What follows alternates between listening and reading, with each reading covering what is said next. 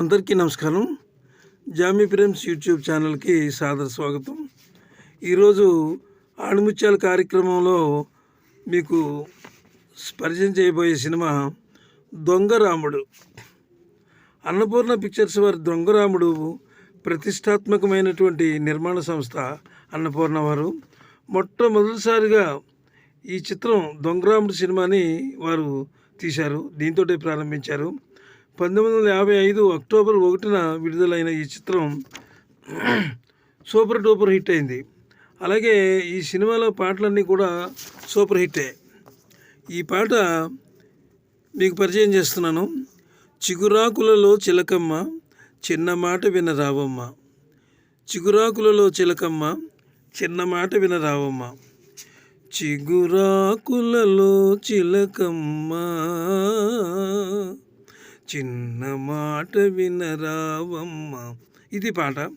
ఈ పాటను గానం చేసిన వారు ఎవరనుకుంటున్నారో తెలుసా? అమరగాయకులు గంధర్వ గానాన్ని తలపించేలా ఈ పాటలో గానం చేశారు. అలాగే ఈ పాట అలనాటి గానకోకిల జిక్కి తన స్వర వైభవాన్ని వినిపించింది. ప్రేక్షకులకు వీణులు విందు కలిగించారు.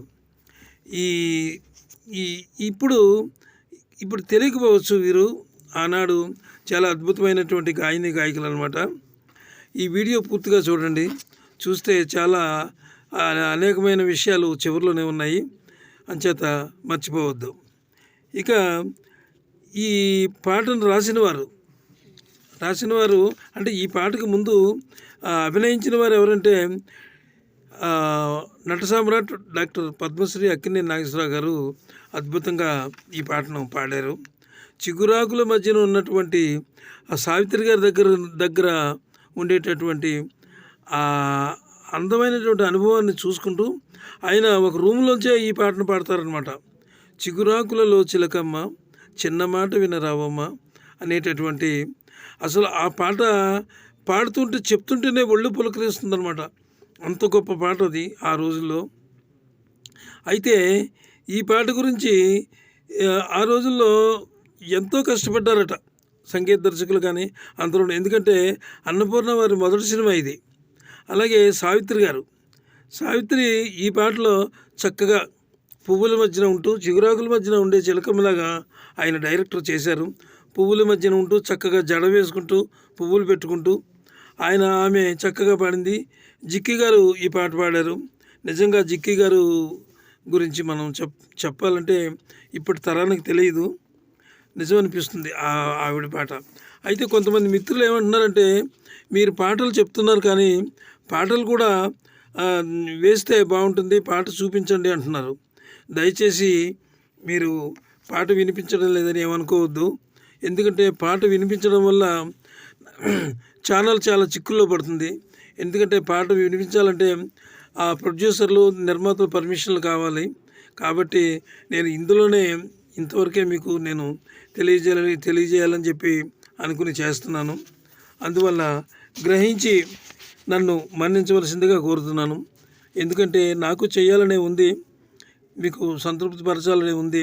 కానీ మరి ఛానల్కి సమస్య వస్తుంది, ఛానల్ ప్రాబ్లంలో పడిపోతుంది అనమాట. అంచేత ఛానల్ ముందు ఏమైనా అలాంటి అవకాశాలు ఉంటే నేను చేయగలను, కానీ ప్రస్తుతానికి ఆ పని నేను చేయలేను. దయచేసి క్షమించి మా ఛానల్ని మాత్రం ఎప్పటికప్పుడే చక్కగా మాకు మంచి కోఆపరేషన్ ఇవ్వండి, అందరికీ షేర్ చేయండి. ఇక ఇందులో నాగేశ్వరరావు గారికి చెల్లెలుగా జమున గారు నటించారు.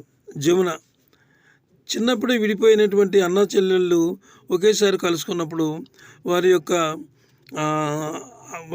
యొక్క ఆనందం, ప్రేమ, ఆ అన్నగారిలోనూ చెల్లెల్లోనూ ఉండేటటువంటి అనురాగం, ఆప్యాయతలు ఎలా ఉంటాయనేది ఈ సినిమాలో చాలా అద్భుతంగా చూపించారు.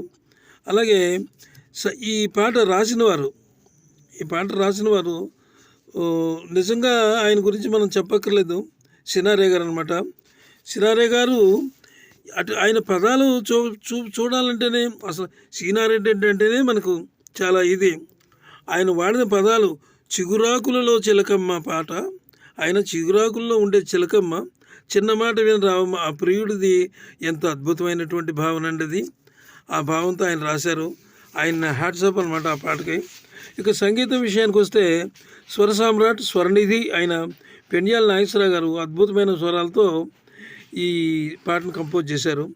రచయిత అక్షరాలు అందంగా పేర్చి కూర్చితే సంగీత దర్శకుడు ఆ పదాలకు ఊపిరులూది ప్రాణం పోస్తాడు. విశ్వ సంగీత వేదికపై తెలుగు తేజాన్ని, తెలుగు సంగీతాన్ని, తెలుగు పాటను అద్భుతంగా కంపోజ్ చేసి చూపించినటువంటి వారు పెండ్యాల వారు. వారికి హ్యాట్సాప్ చెప్పాలి. ఈ పాటగా ఆయన ఎన్నుకున్న రాగం ఆభేరీ రాగం. ఆభేరీ రాగం అంటే ఈ రాగం వైభవం గురించి ఎంత చెప్పినా తక్కువే అవుతుంది. అందుకే ఈ రాగాన్ని ఆయన దీనికి తీసుకున్నారు. ఈనాటికి సజీవంగా అందరి గుండెల్లో సుస్థిరంగా స్థానం సంపాదించుకుందంటే చిగురాకుల్లో చిలకమ్మ అనే పాట.